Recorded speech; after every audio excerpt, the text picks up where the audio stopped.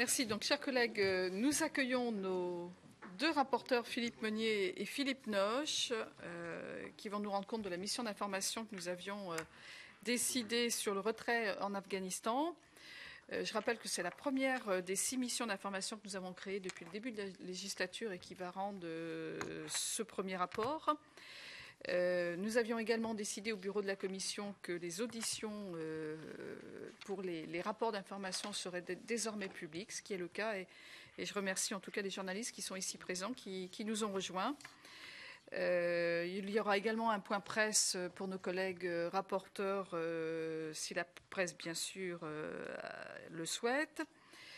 Cette mission a été créée donc le 30 octobre. Elle était composée à la fois, bien sûr, des deux rapporteurs, mais aussi de Nicolas Baïs, de Jean-Jacques Candelier, de Philippe Folliot, d'Yves Foulon, de Christophe Guillotot, de Marie Récalde et de Jean-Michel Villaumet. Elle était composée de l'ensemble des groupes politiques de notre commission. Vous avez également effectué un déplacement en Afghanistan à 2 reprises, puisque le groupe a été partagé en 2. Je vous laisse, chers collègues, la parole. Je ne sais pas, c'est toi, Philippe Meunier. Oui. Je vous remercie, Madame le Président. Madame le Président, mes chers collègues, à l'heure où nous prenons la parole devant vous, où près de 65% des opérations de retrait ont été effectuées en Afghanistan. Le 1er janvier dernier, il n'était plus que 1500 hommes sur place contre 3600 en juin 2012. Ce désengagement s'est passé jusqu'à présent sans incident majeur et dans des délais extrêmement réduits. Par conséquent, nous pouvons dire que cette manœuvre est réussie. Dans un premier temps, nous allons vous faire part de la présence française sur la décennie en question et analyser les différentes phases de notre intervention en Afghanistan. Nous nous attacherons ensuite à décrire la manœuvre logistique et nous essayerons de tirer un bilan de l'engagement de nos forces armées d'un théâtre d'opération structurant pour les armées. Pour terminer, nous tâcherons de dresser un tableau de la situation politique et sécuritaire en Afghanistan et nous nous questionnerons sur l'avenir de ce pays et sur les nouvelles formes d'engagement de la France dans cette partie du monde. Cette partie sera présentée par Monsieur le co-rapporteur Philippe Noche. Sur l'engagement français en Afghanistan. L'engagement français en Afghanistan a été avant tout politique. C'est par solidarité avec les États-Unis qu'à la suite du 11 septembre 2001, nous nous sommes engagés dans ce pays. Au sein de l'opération Liberté immuable, nous avons participé à la traque des mouvements terroristes, tandis qu'insérés dans la FIAS, nous avons pris une part conséquente à la sécurisation du territoire afghan et à la reconstruction de son appareil sécuritaire. Entre l'automne 2001 et aujourd'hui, les modalités d'engagement des forces françaises ont connu d'importantes évolutions. Dès 2002, notre pays s'est particulièrement investi dans la formation de l'armée nationale afghane, l'ANA, à travers 2 dispositifs. Le programme EPIDOT, qui a permis de former plus de 20 000 cadres de l'ANA, et les équipes de liaison et de tutorat opérationnels, les ELTO ou OMLT en anglais, grâce auxquels nos troupes ont formé et accompagné des bataillons afghans sur le terrain, dans le cadre de manœuvres coordonnées avec la coalition. En 2008, la France a pris la relève des troupes italiennes dans le district difficile de la Surobie et a accepté de déployer des troupes de combat dans la province contiguë de la Kapisa. Ce faisant, la nature de son engagement se trouvait modifiée, notre armée se trouvant confrontée à une guérilla difficile.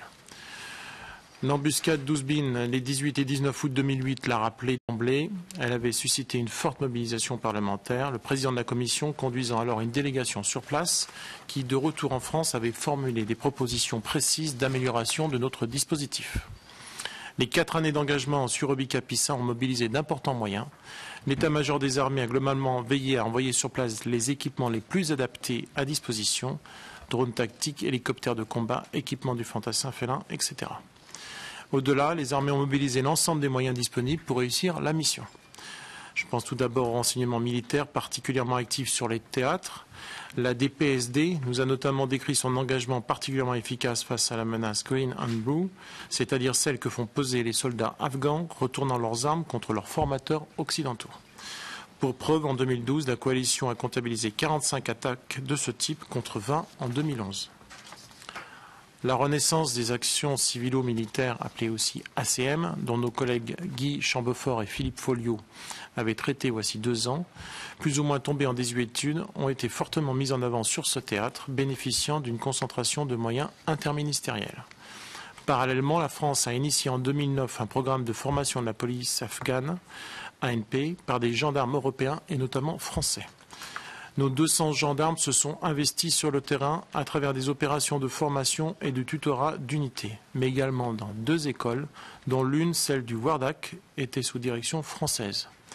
Nous avons pu la visiter et avons constaté le grand mérite des personnels. Le transfert définitif de cette école aux Afghans est prévu pour le printemps. Ce travail de formation était d'autant plus indispensable que nous avons constaté à Kaboul le bilan critiquable du programme de formation de l'ANP par l'Union européenne appelé EPOL. Pour un coût élevé de 61 millions d'euros par an, il ne semble pas obtenir de résultats satisfaisants. Absence d'évaluation, manque de suivi des personnels formés, impossibilité de se rendre sur le terrain. Le contraste avec le Wardak était saisissant. En bilan, l'Afghanistan compte certainement parmi les principales OPEX des dernières décennies. Nous avons calculé que près de 60 000 de nos soldats y ont été affectés, 87 d'entre eux y ont laissé la vie, et que sur la seule période 2002-2012, le surcoût cumulé de l'opération militaire avoisine les 3 milliards d'euros. Ces moyens ont été utilement mobilisés à court et moyen terme par des actions de sécurisation, à plus long terme par la formation de l'ANA et de l'ANP. Au sujet du désengagement. Au lendemain de son élection, le président de la République François Hollande a accéléré le retrait de nos troupes, qui avait déjà été avancé par son prédécesseur Nicolas Sarkozy. Le 31 juillet 2012 débutaient ainsi les opérations de retrait avec le transfert aux autorités afghanes de la base avancée de Surbi. Les dernières troupes combattantes entre guillemets, ont effectivement quitté l'Afghanistan le 17 décembre dernier. Les voies terrestres au sud via le Pakistan et au nord via l'Ouzbékistan et le Kazakhstan étaient à ce jour impraticables. Les opérations de retrait ont emprunté 2 voies pour quitter le territoire afghan, l'une exclusivement aérienne de Kaboul à Paris, qui représentait en décembre dernier environ 10% des opérations de retrait réalisées, en recourant notamment à des Antonov 124 et des Ilyushin pour un coût estimé à environ 40 000 € par unité à transporter. L'autre pour partie aérienne jusqu'aux Émirats arabes unis, puis maritime jusqu'en France.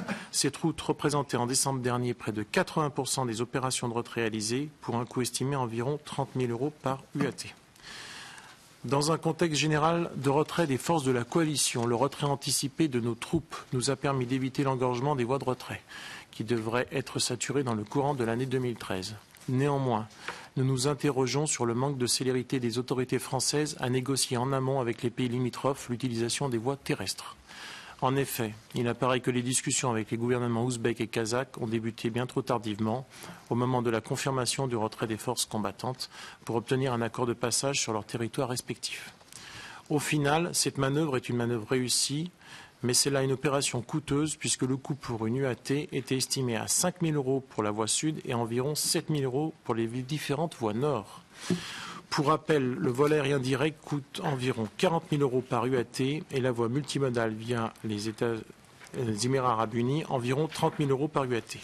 L'impossibilité d'emprunter les voies terrestres se solde au final par une dépense supplémentaire de plusieurs dizaines de millions d'euros pour le budget de l'État. Au-delà de la question des opérations de retrait de nos soldats et de nos équipements, s'est posée celle du sort des personnels afghans, notamment des interprètes qui, depuis le début de l'intervention, œuvrent à nos côtés pour faciliter la tâche de nos militaires auprès des populations. Depuis 2001, les forces françaises ont fait appel à environ 800 personnels civils de recrutement local, ou PCRL. À la demande des plus hautes autorités de l'État, un travail a été conduit sous l'égide du Secrétariat général de la Défense et de la Sécurité nationale par le préfet Philippe de la Lagune. Prime de licenciement, prime de relocalisation et pour les plus exposés, l'octroi d'un visa et d'une aide à la réinstallation en France. À ce jour, 70 PCRL et leurs familles, soit 166 personnes au total, devraient être accueillies en France. Je vais laisser maintenant la parole à Philippe Noche. Voilà, merci. Puisque dans la suite de ce rapport, nous avons essayé de regarder quels étaient les enseignements pour les armées. Alors, le désengagement de nos forces d'Afghanistan dépasse bien sûr la seule manœuvre logistique. Sur le plan opérationnel, nous avons tout d'abord relevé la qualité de l'entraînement des personnels. L'armée de terre a en particulier consacré des moyens importants aux 6 mois de mise en conditions opérationnelles précédant le départ, avec notamment des mises en situation pratique à Canjuers. Sur le terrain, les équipements ont bénéficié de constantes améliorations grâce à la procédure d'adaptation réactive. La France y a consacré des ressources importantes, près de 200 millions d'euros par an à partir de 2009. Elles ont permis de faire face aux urgences, surblindage des véhicules logistiques, modernisation des véhicules de l'avant blindé, équipement en kit de liaison de données aux normes américaines, etc. Sur le plan de l'organisation, les armées ont gagné en interopérabilité. Elles ont su agréger des forces disparates pour mener à bien la mission. Le format du groupement tactique interarmes de l'armée de terre a fait la preuve de sa souplesse. Nos capacités de communication et de coordination avec les alliés sortent renforcées. Surtout, nos travaux sur le terrain nous ont montré l'importance des moyens d'accompagnement des forces de combat, services de santé des armées, actions civilo-militaires, forces de gendarmerie. Le service de santé des armées a mené et mène en Afghanistan une action méritoire. Pleinement intégré à la manœuvre, il a su moderniser ses procédures. Le service assume également une part majeure de la contribution française à la coalition, en pilotant jusqu'en 2014 le principal hôpital de l'OTAN situé sur l'aéroport de Kaya, pour Kaboul. Face à des conflits asymétriques, les actions civilo-militaires sont aujourd'hui indispensables. Le théâtre afghan a permis une véritable modernisation de leur conduite avec la création du groupement interarmé pour les actions civilo-militaires. Nous avons également relevé la contribution très utile des gendarmes qui sont certainement les plus qualifiés pour mener à bien la formation de forces de police sur des théâtres difficiles. Leur statut militaire a été un atout particulièrement précieux. S'agissant de l'accompagnement des personnels, là encore le théâtre afghan a permis une véritable modernisation du dispositif français.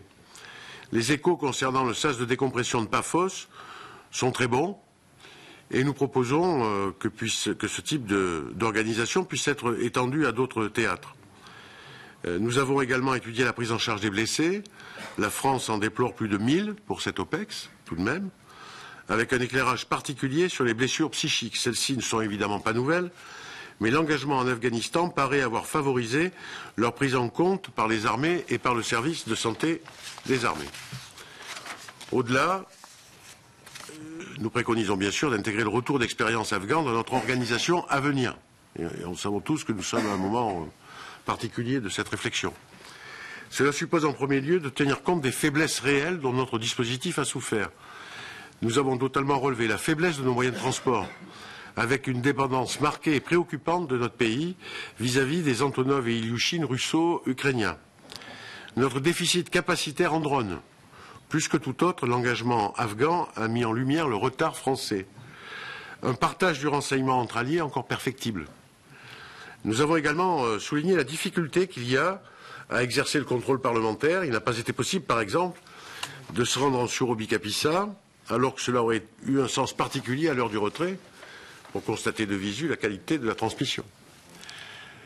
Enfin, s'agissant de l'organisation de nos moyens, nous considérons qu'il importe de conforter les capacités de lutte contre les guérillas. Il faut également reproduire l'approche interministérielle initiée pour le théâtre afghan, avec notamment la création d'une cellule de suivi interministérielle, par exemple pour le Sahel, dont il est question aujourd'hui. Ensuite, il y a aussi tout l'aspect du partenariat politique. Après plus de 11 années de présence en Afghanistan, d'importantes améliorations ont été constatées dans ce pays, notamment pour le renforcement de l'état de droit, la scolarisation des enfants et le développement d'infrastructures essentielles pour le développement économique du pays. Néanmoins, certaines fragilités, c'est un euphémisme, persistent et pourraient être aggravées demain avec les retraits des troupes de la coalition. La situation sécuritaire semble globalement satisfaisante grâce au travail des forces de la FIAS et à la montée en puissance de l'armée nationale afghane, ainsi que des forces de sécurité antérieures afghanes.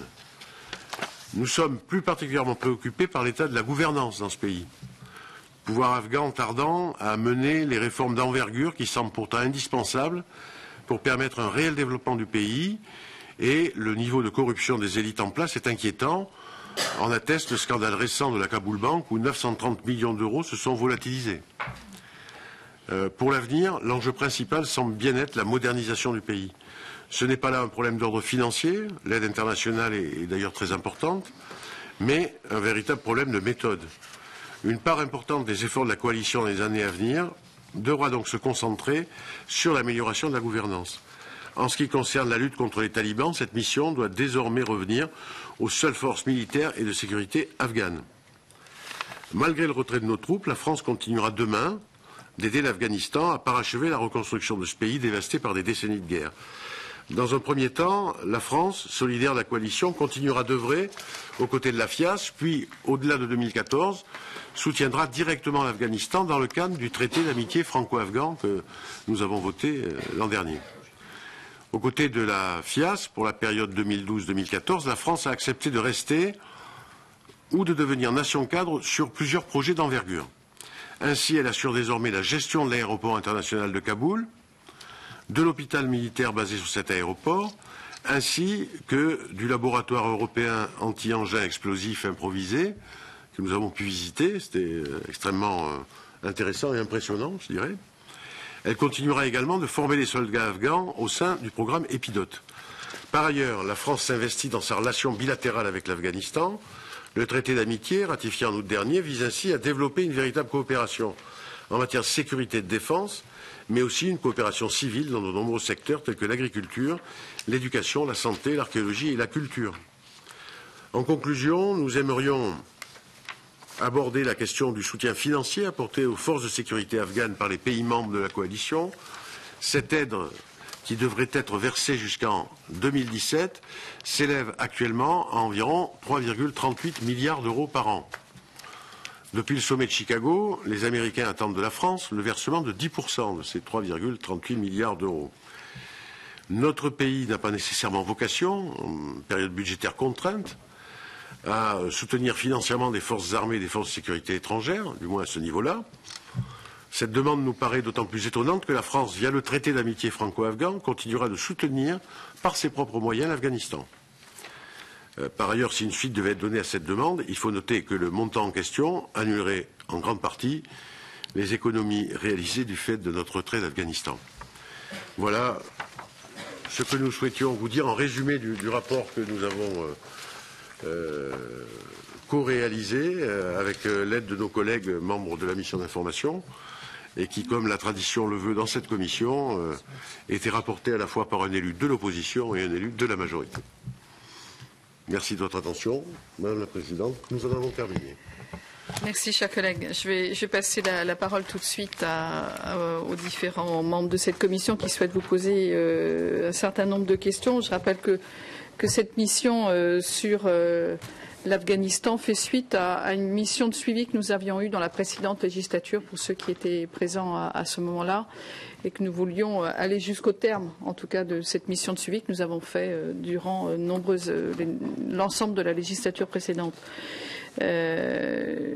Compte tenu de notre engagement au Mali, bien évidemment, cette mission revêt un caractère particulier. Et comme nous avons décidé d'avoir une mission d'information sur le Mali, bien évidemment, ce travail nous est précieux quant à ce que nous avons pu relever, apprendre de cette mission en Afghanistan.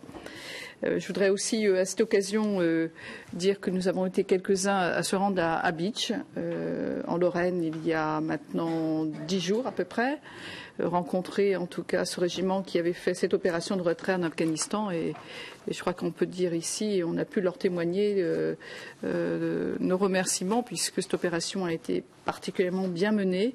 Et la rencontre que nous avons eue avec eux a permis en tout cas de leur dire en tout cas tout le respect que nous avions pour la Commission de la Défense du travail qu'ils avaient effectué.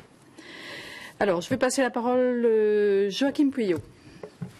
Messieurs les rapporteurs, merci parce que vous avez fait en quelques minutes une bonne synthèse de cette opération d'Afghanistan qui est un succès au niveau de l'ensemble.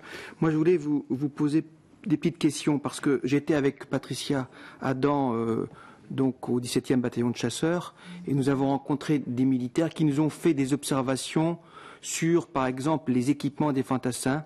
Est-ce que vous pensez que le système félin était particulièrement adapté pour cette région ou faudrait peut-être amener le constructeur à faire quelques adaptations pour certains territoires? C'est une question que je voulais vous poser.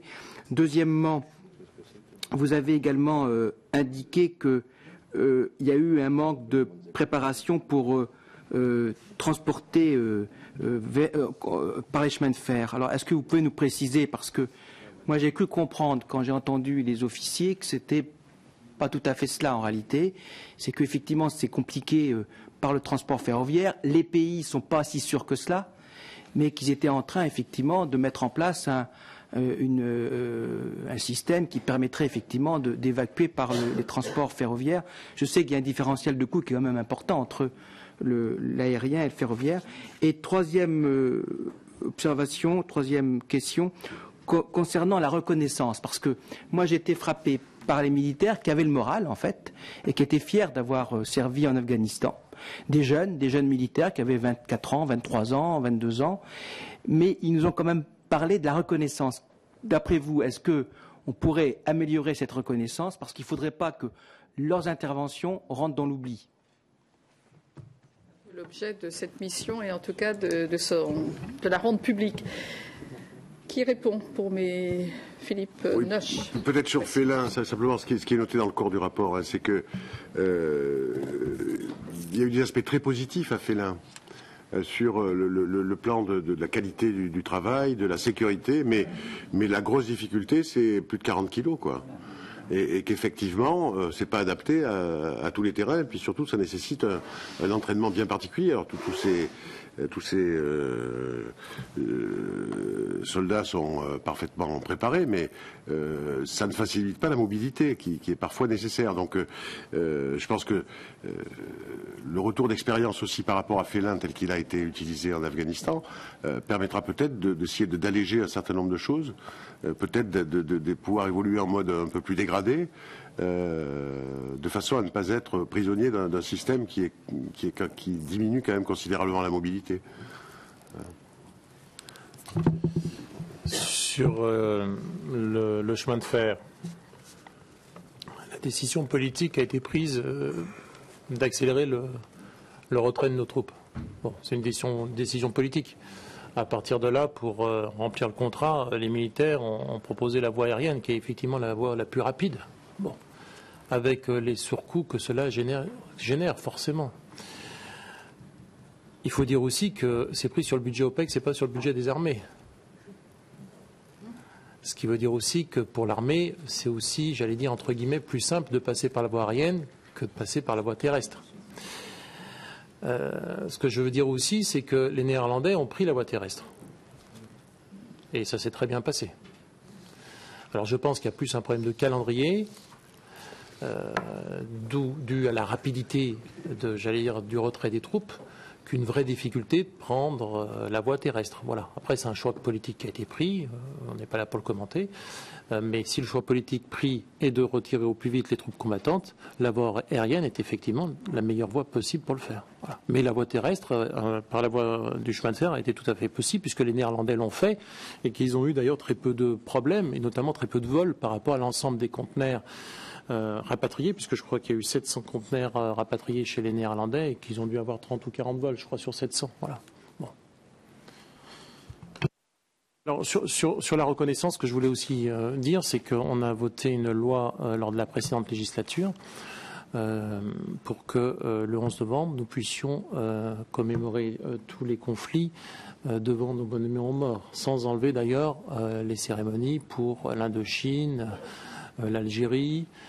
Donc ça veut dire qu'on peut aussi peut-être répondre aux attentes du monde des anciens combattants et notamment de la FNAM qui voudrait une cérémonie spécifique pour les OPEX, une journée nationale de commémoration. Pourquoi pas? Ça peut être effectivement une réflexion. Peut-être un petit complément par rapport au blocage terrestre qui n'était pas d'ordre physique mais qui était bien d'ordre diplomatique. Les discussions avec l'État afghan lui-même ou les autres États ont été très compliquées et le demeurent encore. Voilà. Alors les Néerlandais sont passés par le Pakistan à un moment où c'était possible. Et donc c'est plus court, plus facile. Et aujourd'hui, cette voie-là ne semble pas très sécure. Donc voilà. Simplement, ce que nous avons noté dans le rapport, c'est que peut-être on savait bien qu'on allait partir. On ne savait pas si ça a été certes rapproché, mais on savait que de toute façon ça allait arriver. Et peut-être n'a-t-on pas suffisamment anticipé dans les accords à passer avec les différentes administrations et diplomaties. Voilà. C'est bon. Oui. Oui, merci madame. Bravo pour votre travail et pour ce rapport. Il se trouve que parallèlement, je suis le représentant spécial du président de l'OSCE pour l'Afghanistan. Alors vous avez parlé de l'avenir du pays. Moi, j'étais en mission en Afghanistan en même temps qu'une partie de votre mission d'information. J'ai rencontré par contre les politiques afghans qui ont tous souligné avec beaucoup d'intérêt la mission que les forces françaises ont effectuée. Ils se sont confondus en beaucoup de remerciements, mais ont quand même trouvé que la décision politique de rapatriement, que je ne discute pas, a été prise un peu trop rapidement et que ça pourrait avoir quelques conséquences fâcheuses pour la suite des opérations. C'est une décision politique, moi je ne la critique pas. Je vous fais part de ce que, alors je vais citer le président du Sénat, le vice-président de l'Assemblée nationale, le président de la Commission des lois, de la Commission des affaires étrangères et même le représentant de l'Union européenne qui est sur place, lui, pour aider à la mise en place de la démocratie dans les jours qui vont venir, puisque 2014 sera une année cruciale pour l'Afghanistan. Le retrait de nos troupes, j'ai rencontré aussi nos militaires français, on était même ensemble, je ne sais plus qui était avec moi, Christophe. Ouais. Pour la suite, la mise en place du système démocratique, les Afghans comptent beaucoup sur nous. En parallèle de la formation de leurs troupes et puis de la passation donc au niveau sécurité sur les différents territoires où nous sommes. Ils comptent aussi, et je ne sais pas si vous avez étudié ce problème, sur la poursuite de la formation des gardes frontières qui là est à Douchambé, donc au Tadjikistan.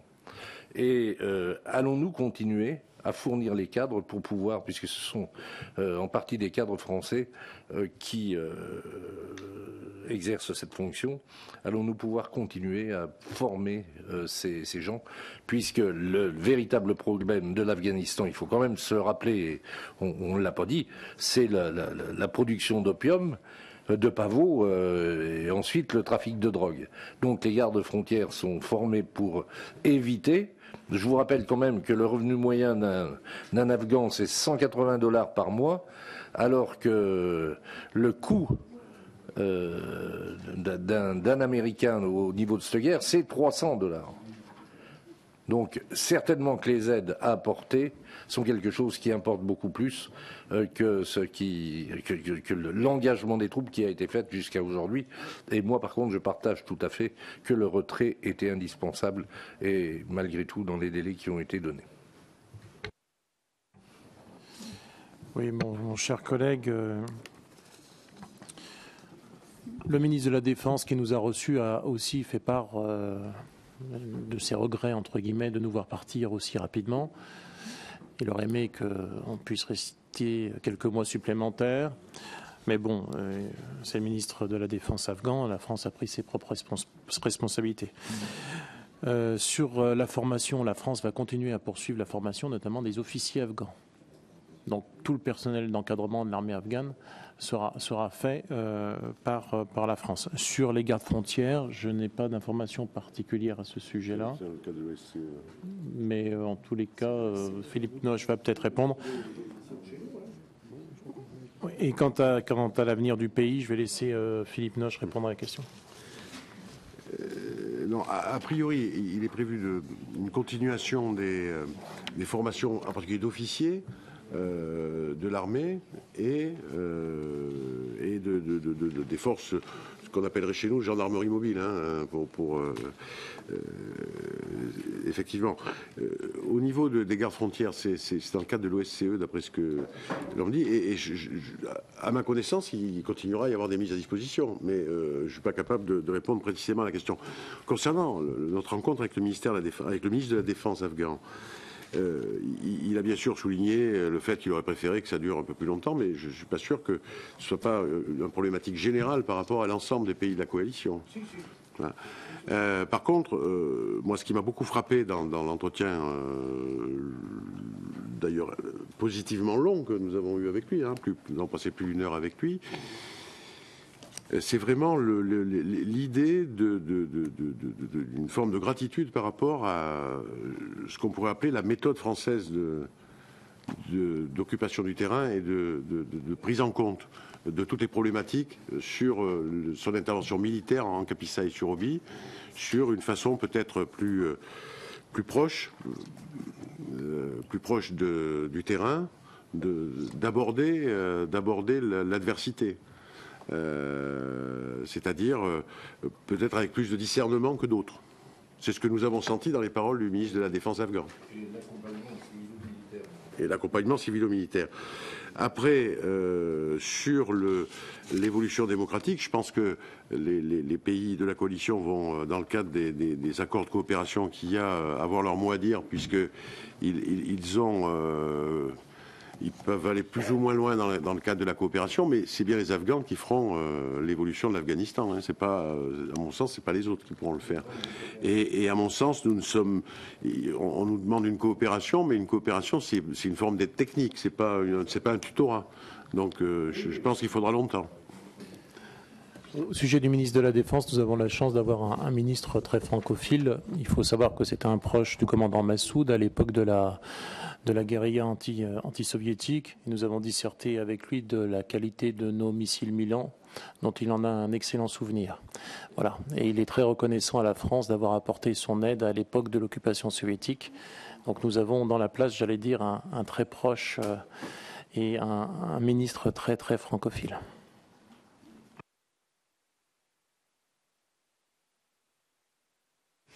Merci Madame la Présidente. Une question peut-être annexe. Vous avez parlé tout à l'heure d'un millier de blessés.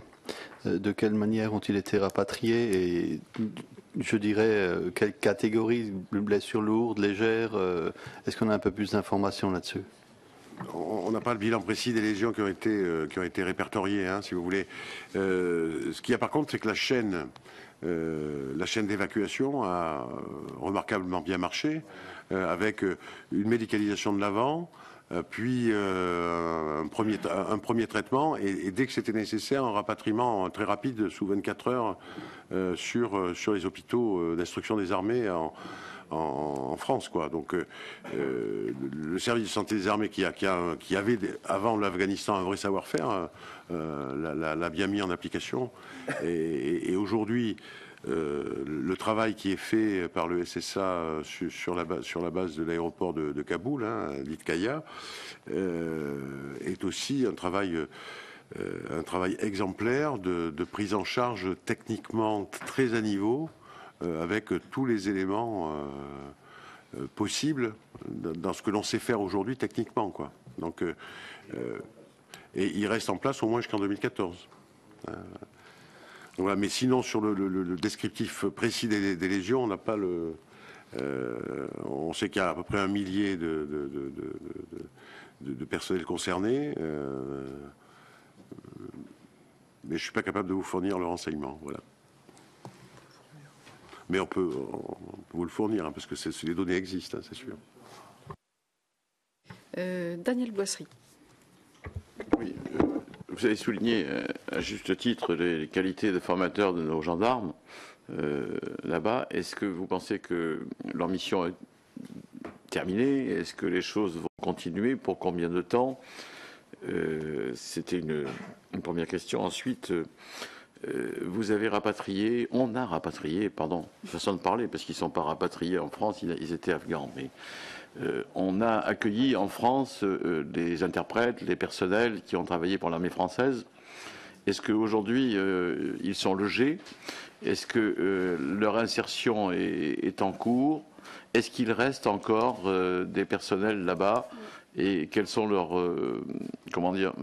est-ce que leur sécurité est encore assurée? La formation des gendarmes effectuée par les gendarmes au Wardak, le transfert est en train de s'opérer. Voilà. Donc ils sont en train de passer le commandement et l'encadrement aux forces afghanes.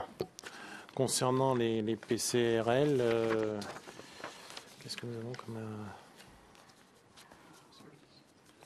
66. 66 ou 67 ont vu leur dossier accepté pour venir en France. Après, c'est en fonction de leur durée d'engagement auprès de la France, en fonction du niveau de risque qui est le leur, sachant que ce qui est privilégié quand même, c'est le fait de rester en Afghanistan si les conditions de sécurité pour eux-mêmes et leur famille le permettent, ce qui est souvent le cas. Mais pour un certain nombre d'entre eux, c'est vraiment c'est plus l'exception, hein, les gens qui demandent même à venir, hein, puisque l'idée quand même. Ma question était en fait de savoir s'il n'y avait pas de harkisation de ces personnels là-bas, si l'état d'esprit était complètement différent parce que de celui tous les d'Afrique du Nord, dossiers, et que, pardon, et par ailleurs, je sais que sur une commune de mon département, il y a déjà des personnels qui ont été accueillis à ce jour. Enfin, tous les dossiers sont instruits et individuellement. Avec l'enquête qui va bien autour, avec la DPSD, voilà, c'est très complet comme démarche. Au niveau du détail, nous avons donc en cours 70 dossiers qui concernent 166 personnes avec les familles, qui seront ensuite prises en charge par les 16 préfectures de région. L'ensemble de la procédure est gouverné par le souci d'assurer aux personnes concernées une sécurité maximale, d'où des conditions de discrétion particulières. Alors, en cas d'urgence absolue, un PCRL se voit délivrer immédiatement par le consulat un visa lui permettant ainsi que sa famille de se mettre à l'abri en France. Ce cas de figure exceptionnel ne s'est produit qu'une seule fois pour l'instant. Voilà. Ensuite, chaque personne obtenant le droit de s'installer en France se voit délivrer des visas de long séjour donnant vocation à l'attribution d'une carte de séjour, en l'occurrence une carte de résident de 10 ans, délivrée sur le fondement de l'article L314-11-4 du Code de l'entrée et du séjour des étrangers et du droit d'asile. Christophe Biotto. Merci, Présidente. D'abord, je voudrais féliciter nos deux excellents rapporteurs, même s'ils étaient associés aussi d'honorables parlementaires dans cette belle mission. Et ne pas oublier aussi les deux administrateurs qui nous ont suivis, M. Cabrelli et Leclerc, qui nous ont accompagnés sur les deux formules de mission. Moi, il se trouve que je suis allé plusieurs fois en Afghanistan, et c'est vrai que à chaque fois que j'y suis allé, j'ai vu l'évolution de ce qu'était notre posture militaire sur place, le rôle que nous avons joué et les regrets que les Afghans ont eus lorsqu'on est parti. Et objectivement, je trouve que, même si certains le contestent, notre implication sur place n'était pas vaine. Elle était normale. Appartenir à une grande démocratie, ça a un prix. C'était d'être à côté de nos 47 autres pays qui sont... Alors, le prix est lourd. Le prix est lourd, 3,5 milliards. Mais au-delà des 3 milliards, c'est surtout les soldats décédés, 87 ou 88 de mémoire. 87, 700 blessés, parfois des blessés très très lourds, dont je rappelle qu'un grand nombre sont encore aujourd'hui en soins. Nous étions ensemble l'autre jour dans l'est de la France pour aller voir des retours et m'incline bien sûr sur la mémoire de ceux qui ne sont pas revenus, mais dire que pour la France c'était important d'être présent. Du côté des industriels, l'Afghanistan a fait faire de grands progrès à l'industrie de la défense. Nos drones n'auraient pas été, je dirais, mis au point aussi vite parce que sans l'Afghanistan, le canon César n'aurait pas été celui qu'il est aujourd'hui sans l'Afghanistan. La posture en Afghanistan a fait que l'industrie a bougé elle aussi. Je n'ai pas vraiment de questions parce que c'est plutôt un témoignage que je voulais apporter. Ce retrait s'est fait, je crois, dans de très bonnes conditions. Je voudrais juste peut-être vous poser la question aujourd'hui. Nous y sommes allés avant décembre et il restait quasiment en stock à peu près 2 mois de véhicules à ramener. Au jour d'aujourd'hui, est-ce que nous avons fini complètement? Est-ce qu'il reste encore une partie? Je sais qu'une partie déjà de ce qui était en Afghanistan a déjà été redéployée sur le Mali, pour dire que aussi il faut rendre hommage à ce qu'a été notre armée française de refaire ce déploiement qui était dans des conditions extrêmement difficiles. Contrairement à ce que certains croient, on n'a pas laissé grand-chose sur place. Quand nous avons laissé sur place, c'était du matériel hors d'usage qui était abîmé ou qui était cassé ou qui avait servi parfois 10 ans dans des conditions difficiles. Juste le petit point de détail, si vous savez si aujourd'hui on est dans le timing qui avait été prévu, parce que il avait été prévu un transport train qui malheureusement n'a pas pu se faire pour des raisons de sécurité et puis des raisons, je dirais, administratives, mais sur le transport avion, où est-ce que nous en sommes aujourd'hui? Il resterait a priori 200 véhicules sur place à rapatrier sur les combien au départ sur les 1150. Voilà. Donc, effectivement, la très grande majorité du matériel a été rapatrié. Il reste 1500 personnels.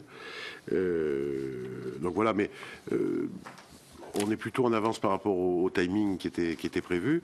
D'abord parce que les rotations aériennes, ça va un peu plus vite et qu'on a pu voir d'ailleurs, comme vous-même, le travail remarquable qui était fait par toute la chaîne logistique qui s'est mise en place. On a vu, c'était très impressionnant la façon qu'ils avaient de démonter, de classifier, de mettre en condition pour le transport, et aussi le travail fait sur l'aéroport de Caya par la chaîne logistique de l'armée de l'air, hein, qui fait un travail tout à fait essentiel. Donc voilà, au jour d'aujourd'hui, c'est 200 véhicules qui restent sur place et qui seront rapatriés dans les délais. On peut le penser, puisqu'on est légèrement en avance par rapport à ce qui était prévu aujourd'hui.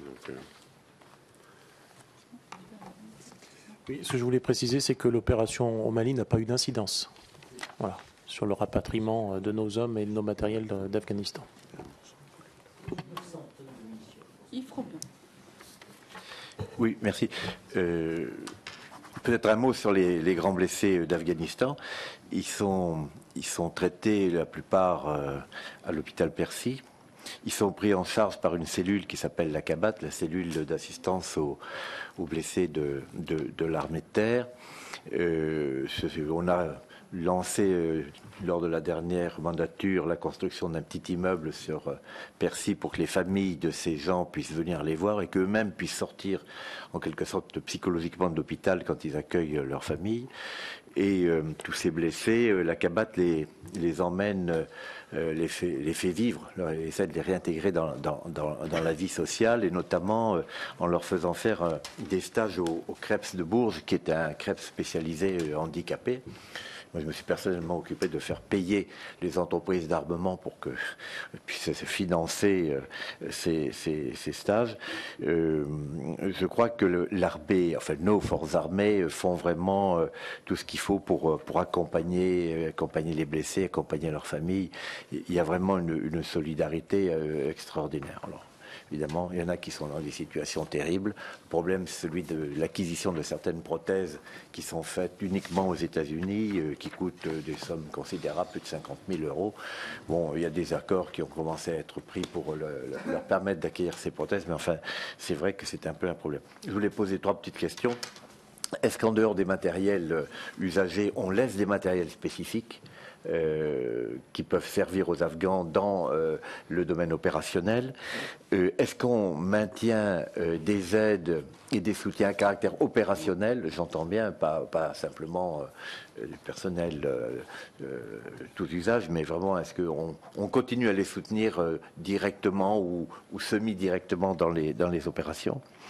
Et est-ce que, du fait de notre retrait de la Capissa sur Obi, est-ce que des forces alliées de la FIAS ont été prendre notre place pour continuer d'une certaine façon, en tout cas, ou même partiellement, l'action que nous avions entreprise? C'est non pour les 3. C'est non pour les 3. Bon, je veux répondre, oui. Donc sur les matériels, a priori, il n'y a pas de transmission de matériel, puisque ils sont plutôt sous matériel américain, hein, qui ne manque pas. On va dire ça comme ça. Et pour préciser, nos VAB ne les intéresse pas vraiment, pour tout vous dire. Voilà. Concernant les aides opérationnelles, c'est toujours dans le cadre de l'accompagnement des OMLT, des choses comme ça. Hein. Ça se fait, mais il n'y a pas... enfin, du moins, dans ce dont on peut parler, il n'y a pas de dispositif particulier. Et en Capissa-sur-Obi, ça a été transmis, bien sûr, à l'ANA, mais il y a un soutien américain qui est présent. Hein. Même si l'ANA a acquis un certain nombre de capacités d'autonomie sur le plan strictement opérationnel, il semblerait qu'elle ait encore quelques difficultés sur le plan de la logistique pour pouvoir durer. Et que la principale difficulté, c'est effectivement des besoins logistiques, aussi bien en process qu'en matériel. C'est là qu'il y a des vraies difficultés pour l'ANA, pas sur le plan strictement opérationnel où ils ont le savoir-faire. Je n'ai pas d'autres questions. Est-ce que quelqu'un... une autre question, intervention? Non? Marie Récal, qui faisait partie de la mission. Moi, je voudrais prolonger, d'abord remercier nos deux rapporteurs et François-Xavier Garabelli et Jean-Baptiste Leclerc pour ce travail d'accompagnement. Beaucoup d'auditions ici, à Paris, qui ont été très importantes, qui nous ont interrogés souvent, parfois éclairés, parfois laissés dans des abîmes de perplexité, hein, à l'issue de certaines, il faut le dire aussi. Et puis, se rendre sur place est indispensable. Ça nous a permis de comprendre un certain nombre de choses. Je voudrais bien sûr rendre hommage au travail qui a été fait là-bas et je partage ce qu'a dit Christophe sur l'avancée technologique, l'état de nos forces, l'avancée médicale aussi, ça a été dit, l'extraordinaire travail de nos gendarmes qui se poursuit. Et on parlait de la suite sur l'Afghanistan. Moi, je pense que c'est un pays qui a besoin de souffler. On a demandé, ça ne relève pas de la Commission de la Défense, hein, ça n'est qu'un propos... en tout cas un ressenti après les échanges qu'on a pu avoir et qui n'est peut-être pas partagé par tout le monde. C'est un pays qui est en guerre depuis si longtemps, à qui on a demandé en 10 ans de faire un saut extraordinaire que nous avons mis 300 ans à faire, qui aujourd'hui va avoir besoin de souffler. 2013 ou 14, les élections sera une année de tous les dangers. Je crois que l'Afghanistan est prêt. Il y a bien sûr la possibilité que les choses du point de vue des institutions se calment. Ça sera une année importante. On parlait de coopération tout à l'heure. Je pense que dans le cadre du traité franco-afghan, une des coopérations qui pourrait être envisagée, en tout cas une piste à travailler, serait des coopérations juridiques, en tout cas institutionnelles, sur les questions de décentralisation en particulier. On l'a bien vu. Quand on a échangé avec le ministre de la Défense et les autres représentants institutionnels, qu'il y a dans ce pays, comme depuis toujours, des familles, des ethnies qui ont un poids important et qui doivent être représentées probablement au plus haut niveau de l'État. La situation est quand même assez fragile. Et peut-être qu'une coopération de ce point de vue-là sur ce travail institutionnel pourrait aussi être un élément important du traité d'amitié France-Afghanistan. Merci, oui, je vous en prie. Oui, juste pour conclure, moi, évidemment, je m'associe aux remerciements faits à nos administrateurs de la Commission de la Défense. Ce que j'aimerais vous dire aussi, c'est qu'on s'est battu pour aller en Afghanistan parce que ça a été très difficile de trouver une date. Parce qu'apparemment, on n'avait pas trop envie de voir les parlementaires se rendre sur place. On s'est battu aussi pour aller voir nos gendarmes, qui sont quand même dans une situation assez exposée, parce qu'ils sont très excentrés de Kaboul. Et ils sont 41 à former des Afghans. Ils font un travail fantastique. Ce que je voudrais dire aussi, c'est que l'armée française, c'est le dent de la France. Ils sont allés sur place. Nous avons représenté 5% des effectifs. Nous avons eu une très haute visibilité parce que l'armée française a occupé le terrain. Quand je dis occuper le terrain, c'est-à-dire qu'elle a fait le job, contrairement à d'autres peut-être qui sont restés plus dans leur base. Voilà. Et elle l'a fait, j'allais dire, avec humanité vis-à-vis des populations afghanes, avec toujours un grand respect des populations civiles. Et ça aussi, je voulais vraiment le remarquer, le préciser au cours de cette présentation de ce rapport. Et puis enfin, c'est une réussite. C'est une réussite parce que nous sommes allés en Afghanistan pour casser la structure du terrorisme international en Afghanistan, notamment avec ses bases internationales. La mission a été accomplie. Est-ce que nous avons changé l'Afghanistan? Non, c'est aux Afghans de changer s'ils veulent changer, c'est clair. Mais ce que nous avons ressenti avec le rapporteur et les membres de la commission, c'est que le départ des troupes internationales ne signifiera pas pour autant l'effondrement de l'Afghanistan. Nous ne sommes plus dans la même situation que dans les années 90, où les talibans sont capables de prendre le pays. Nous avons des ethnies, comme l'a dit Marie Récal, qui sont là. Nous avons un État qui est structuré. Certes, l'insécurité règne encore, puisqu'il y a encore des attentats quasiment tous les 15 jours, mais il y a quand même un État. Et il y a des forces afghanes, il y a une présence sur le terrain. Donc le travail a été fait par notre armée française et il a été bien fait. Voilà. Simplement pour dire mon accord à 99% avec ce qui vient d'être dit par mon collègue Philippe Meunier, qui était co-rapporteur, simplement pour dire que vraiment, nous on a le sentiment, à l'issue de ce travail, que la mission a bien été accomplie et que le rôle de l'armée française dans cette opération pendant 10 ans a été un rôle important pour la France. Sur le rôle politique qu'elle peut avoir au niveau international. Et je pense que je pense que les militaires peuvent avoir le sentiment du devoir accompli. Et je voudrais moi aussi remercier nos administrateurs, M. Carabelli et Leclerc, pour l'excellent travail qu'ils ont bien voulu fournir aux membres de cette mission d'information. Voilà, Madame la Présidente, les conclusions pour l'instant. Merci. Merci à vous tous. Christophe, tu voulais dire un mot? Juste très court, parce que je vois que tous nos collègues sont bons, donc il faut qu'on procède au vote. Le matériel qui a été donné, bien sûr, aux militaires, mais il y a eu beaucoup de choses qui ont été données aux ONG aussi. Beaucoup de choses ont été données aux ONG. Et simplement, une chose, peut-être qu'au jour d'aujourd'hui où les militaires français s'en vont, il faut qu'aussi la presse n'oublie pas l'Afghanistan. Elle y a beaucoup été, elle a payé parfois le prix fort, mais qu'elle ne les oublie pas parce que les Afghans ont besoin qu'on parle d'eux et de ce qui s'y passe. Merci pour ces messages envoyés à destination des Afghans et de l'armée française. Donc il faut que nous procédions à un vote. Alors je vous rappelle pour mes collègues que ce n'est pas un vote sur les conclusions, mais simplement l'autorisation de publier. Donc j'imagine qu'il n'y a pas de désaccord, de vote contre, ni d'abstention. Donc vous avez autorisation de publier ce rapport qui sera bien sûr public. Je vous remercie et à demain matin pour l'audition de Jean-Yves Le Drian à 8h30 sur le Mali.